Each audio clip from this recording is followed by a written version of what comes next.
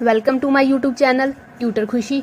तो गाइस मैंने आपको लास्ट एवरेज प्रॉफिट मेथड का क्वेश्चन करवाया था विद एडजस्टमेंट। वो एक छोटा क्वेश्चन लिया था मैंने, वैसा ही सिमिलर एक और क्वेश्चन मैंने आपके लिए लिया है। ऐसा क्वेश्चन भी बहुत बार आपके लिए एग्जाम में देखा गया है, तो ये क्वेश्चन हम आज सॉल्व करने वाले हैं।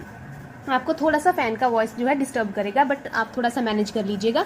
बहुत ईजी क्वेश्चन है और आज हम इसे सॉल्व करेंगे। और इसके बाद एक और छोटा सा क्वेश्चन होगा, उसके बाद सीधा आपको सुपर प्रॉफिट मेथड है वो शुरू करवाऊंगी। कोशिश कर रही हूँ जल्दी जल्दी वीडियो डालने का, तो प्लीज़ थोड़ा सा आप भी मैनेज करें। तो आज हम क्या है, पहले इस क्वेश्चन को देखते हैं।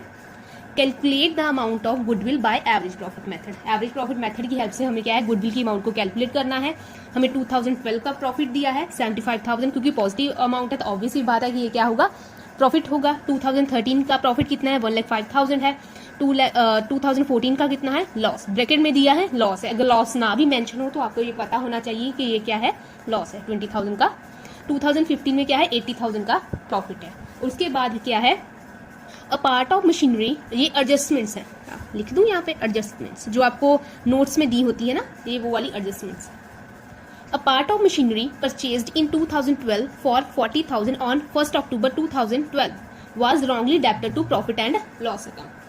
2012 में क्या किया है, एक मशीनरी का एक पार्ट खरीदा गया है, कितने का, 40,000 रुपए का। कब खरीदा गया है, 1 अक्टूबर 2012 को खरीदा गया है, जो गलती से प्रॉफिट एंड लॉस अकाउंट में डाल दिया गया है। आपको पता है ना, प्रॉफिट एंड लॉस अकाउंट में क्या है, सिर्फ ऑपरेटिंग आइटम्स रेवेन्यू नेचर की आइटम्स आती हैं। कैपिटल नेचर की आइटम्स को क्या है, हम प्रॉफिट एंड लॉस अकाउंट में नहीं लेते हैं। जैसे कि आपने कभी भी देखिए, आज तक जितना भी आपने प्रॉफिट एंड लॉस अकाउंट बनाए हैं, आपने कभी भी क्या है, आप इधर क्या है, बाय ग्रॉस प्रॉफिट लेते थे, इधर क्या है टू एक्सपेंसेस लेते हैं आप, और इधर क्या है, आप बाय इनकम लेते हैं।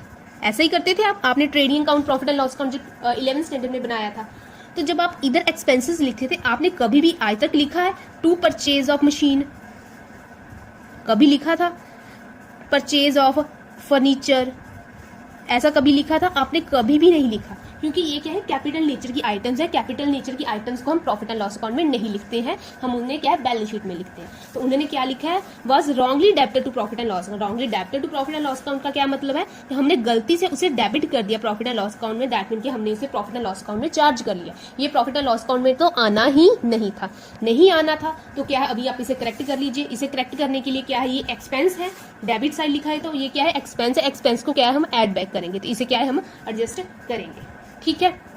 और उस पे क्या है, which was charge depreciation 10% on SLM method. और इस पे क्या है, SLM मेथड की हेल्प से क्या है, डेप्रिसिएशन भी, ठीक है। SLM मेथड की हेल्प से क्या है, डेप्रिसिएशन है। आपको SLM मेथड पता ना, स्ट्रेट लाइन मेथड, जो आपने 11th स्टैंडर्ड में पढ़ा है। आपने दो मेथड पढ़े हैं, WDV method and SLM method. SLM method मतलब एक सेम अमाउंट की डेप्रिसिएशन हर साल चार्ज होगी, तो 10% हम क्या है, इस पे डेप्रिसिएशन भी लगाएंगे, ठीक है। और कितनी डेप्रिसिएशन है, 40,000 की मशीनरी है, यहीं पे पहले फाइंड कर लेते हैं। 40,000 की मशीनरी है, 10% डेप्रिसिएशन, तो कितना आ गया, 4,000 क्या है, डेप्रिसिएशन हर साल लगेगी, ठीक है। और उसके बाद closing stock of 2014 was over value by 10,000। अब क्लोजिंग स्टॉक 2014 का, इस साल की बात कर रहे हैं, क्लोजिंग स्टॉक है वो क्या है, ज्यादा लिख दिया गया है। अब आपको पता है ना, ट्रेडिंग अकाउंट आपको याद होगा, ट्रेडिंग अकाउंट भी ऐसे ही बनता था। इधर क्या है, सेल लिखते थे, by sale by closing stock, ऐसा ही लिखते थे आप। उन्होंने क्या किया है, क्लोजिंग स्टॉक गलती से 10,000 रुपए ज्यादा लिख दिया। 10,000 ज्यादा लिख दिया है, तो क्या है, हम इसे अभी करेक्ट करेंगे। जितना ज्यादा क्लोजिंग स्टॉक ज्यादा होगा, हमारा क्या है, टू ग्रॉस प्रॉफिट उतना ही ज्यादा आएगा। तो गलती से क्या है, हमारा ग्रॉस प्रॉफिट ज्यादा आ गया है। किस साल की बात कर रहे हैं, 2014 की। तो इसे क्या हमें करेक्ट करना होगा, इसको भी हम करेक्ट करेंगे, इसको लेस करेंगे, ठीक है। उसके बाद क्या है, insurance premium paid for the asset which was not previously insured 5,000। किस साल की बात कर रहे हैं, 2015 की, इस साल की। 2015 में हमने क्या है, इंश्योरेंस प्रीमियम पे किया है। कितना पे किया है हमने, 5,000 रुपए का इंश्योरेंस प्रीमियम पे किया है। इंश्योरेंस प्रीमियम पे करना एक ऑपरेटिंग एक्सपेंस है, जो हम क्या है, प्रॉफिट एंड लॉस अकाउंट में डेबिट साइड लिखते हैं ना, टू इंश्योरेंस लिखते हैं, ऐसे करके अमाउंट डाल देते हैं। अभी उन्होंने क्या किया, पहले हमारी कोई भी एसेट इंश्योर नहीं थी, 2015 से हमने इंश्योरेंस करवा लिया। तो हम क्या है, 5,000 रुपए क्या है, हर साल इंश्योरेंस क्या है, पे करेंगे। तो 2015 से हर साल इंश्योरेंस प्रीमियम पे होता जाएगा। तो ये क्या ऑपरेटिंग एक्सपेंस है, तो पे कीजिए। तो आपने 5,000 रुपए की पेमेंट क्या है, शो करनी है 2015 में, ठीक है। तो मैंने आपको क्वेश्चन समझा दिया है। अभी क्या हम इसको सॉल्व करना शुरू करते हैं। आपको मैंने पहले ही बताया था, आप चाहो तो कॉलम बना सकते हो, नहीं कॉलम बनाने हैं तो बिना कॉलम बनाए भी आप क्वेश्चन कर सकते हो, बट जब आपको एग्जाम में आएगा तो आप क्या है प्लीज कॉलम बना लीजिएगा। प्रॉफिट एडजस्टमेंट्स लिख ही देती हूँ पूरा, ये क्या है एडजस्टेड प्रॉफिट।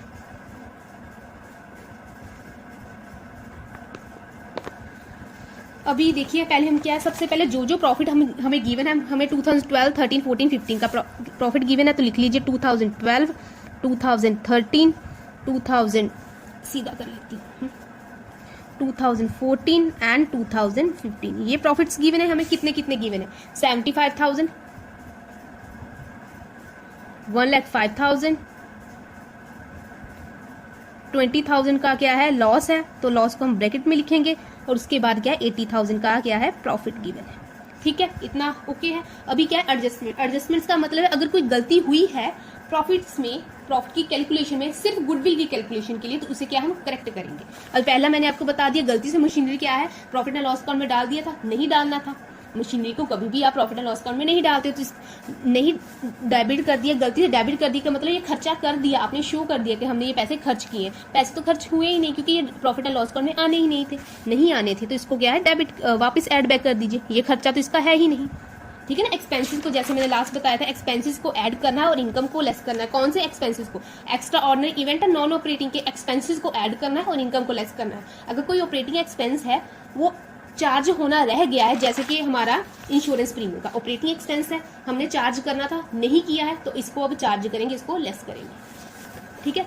और उसके बाद क्या है, फिर अगर हमने एसेट खरीदा है तो मीटर हमारा शुरू हो जाता है डेप्रिसिएशन का, डेप्रिसिएशन काउंट होना शुरू होता है, डेप्रिसिएशन लगेगा। तो कितना डेप्रिसिएशन लगेगा? 4,000। ये एक ऑपरेटिंग एक्सपेंस है, यहाँ पे हम लिखते हैं to depreciation profit and loss account में, क्योंकि हमने एसेट खरीद लिया तो डेप्रिसिएशन भी लगाएंगे, तो लिखना था डेप्रिसिएशन हमारी लगेगी। तो ऑफकोर्स अगर हमने डेप्रिसिएशन मशीनरी परचेज शो ही नहीं किया तो ऑब्वियस सी बात है कि हमने उस पर डेप्रिसिएशन भी नहीं लगाया होगा। तो अब से डेप्रिसिएशन लगाओ, क्योंकि आपने करेक्ट कर दिया है इसको, उस गलती को आपने करेक्ट कर दिया, आपने लिख दिया है कि हमने मशीनरी परचेज किया है, तो अभी क्या इसको इसके ऊपर डेप्रिसिएशन भी लगाओ। तो हमने मशीन 2012 की बात कर रहे हैं, तो हमने 1 अक्टूबर में डेप्रिसिएशन मशीनरी खरीदा, 1 अक्टूबर में खरीदा, तो 31 मार्च तक कितना टाइम बनता है? अक्टूबर 1 है तो अक्टूबर, नवंबर, दिसंबर, जैन, फेब, मार्च, 6 मंथ। 6 मंथ का इंटू 6/12, तो कितनी डेप्रिसिएशन होगी? 2000 की डेप्रिसिएशन लगेगी 2012 में। ये ऑपरेटिंग एक्सपेंस है, हमने चार्ज नहीं किया, तो अब चार्ज करें, इसको क्या है लेस ही करना है, नॉन ऑपरेटिंग को एड बैक करना है।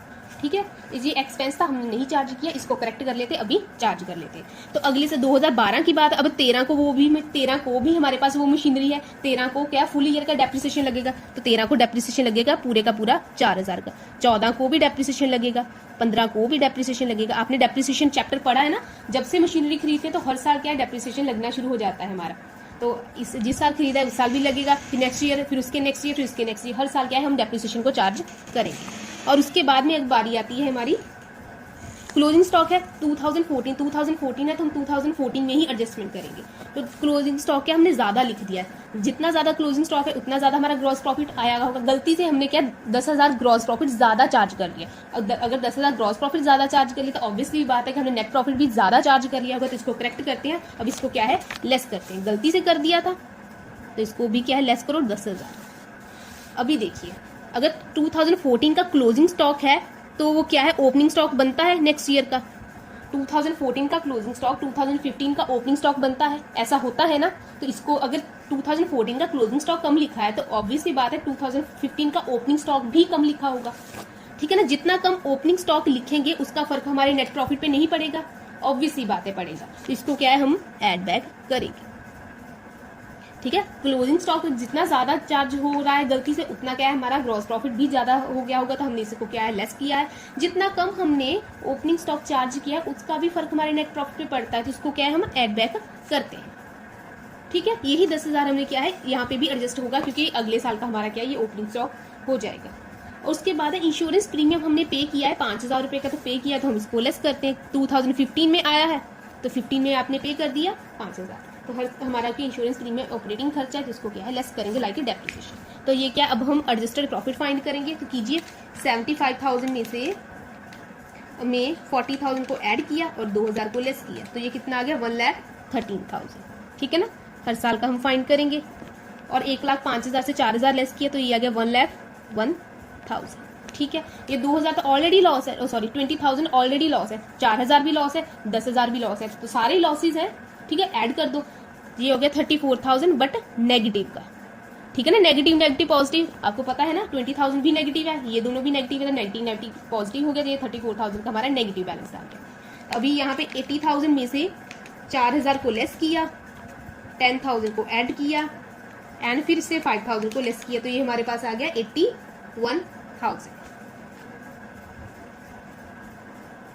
ठीक है। एक बार फिर से करेक्ट कर ले, 80,000 है, उसमें 10,000 को क्या है ऐड किया, 5,000 को क्या लेस किया और फिर 4,000 की डेप्रिसिएशन को भी लेस किया, तो 81,000। तो इसको अब फाइंड कर लीजिए टोटल प्रॉफिट। टोटल प्रॉफिट कितना हो गया हमारा, 81,000 प्लस 1,01,000 प्लस 1,13,000 लेस करेंगे 34,000, तो ये आ गया 2,61,000, ठीक है ना। 1,13,000 प्लस 1,01,000 प्लस 81,000 लेस 34,000, तो हमारा टोटल प्रॉफिट आ गया 2,61,000। तो हमारा एवरेज प्रॉफिट कितना हुआ, total profit divided by number of year, 1 2 3 4, 4 के साथ डिवाइड कर दो, मतलब total profit divided by number of year, ठीक है। 2,61,000 डिवाइडेड बाय 4, तो ये आ गया आपका 65,250 रुपीज, ठीक है। 65,250 रुपीज, ये क्या है आपका एवरेज प्रॉफिट है। अब क्या है, गुडविल हम फाइंड करेंगे। गुडविल क्या है, एवरेज प्रॉफिट को हम मल्टीप्लाई करते हैं नंबर ऑफ ईयर परचेज के साथ, ठीक है। तो एवरेज प्रॉफिट कितना है, 65,250। नंबर ऑफ ईयर परचेज हमें हमेशा ही क्वेश्चन में गिवन होते हैं, तो हमें कितने number of year purchase given है, नंबर ऑफ ईयर परचेज 3, तो 3 के साथ इसको मल्टीप्लाई कर दीजिए, तो ये आ गई आपकी गुडविल। 65,250 मल्टीप्लाई बाय 3, तो ये आ गई आपकी 1,95,750 की गुडविल। ये आ गया आपका आंसर। आपको ऐसा क्वेश्चन एग्जाम में आता है, अगर एनुअल सिलेबस है इस बात तो आपको क्या है 4 मार्क्स का क्वेश्चन इस चैप्टर में से इस टॉपिक का जरूर आता है। तो ये आपकी आ गई है गुडविल। तो मैंने आज आपको क्या है एवरेज प्रॉफिट मेथड जो है खत्म करवा दिया है, बस इसका एक मिसिंग वाली जो क्वेश्चन है वो नेक्स्ट वीडियो में आपको करवा दूंगी, उसके बाद सीधा सुपर प्रॉफिट मेथड। तो इस क्वेश्चन को आप देख लीजिए, अगर नहीं समझ आया तो प्लीज मुझे कमेंट सेक्शन में बता दीजिएगा। अगर कोई गलती हुई, वैसे तो मैं अपनी तरफ से कोशिश की है कि कोई गलती ना हो, अगर हुई हो तो वो भी मुझे बता दीजिएगा, मैं करेक्ट कर लूंगी। थैंक यू सो मच आज के लिए।